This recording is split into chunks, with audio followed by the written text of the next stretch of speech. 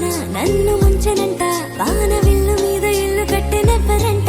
ఈ లోకమంతా నిన్ను చూసినంట, ఏ దిష్టి నిన్ను తాకకుండా ఇంటిలోనే దాచుకుంటా. రంగు రంగు తారలన్నీ తొంగి తొంగి ఒక్కసారి చూస్తున్నా ఏంటిలా, ఆ పైన లేని వెన్నెలంత నేల మీదకొచ్చినట్టు నువ్వు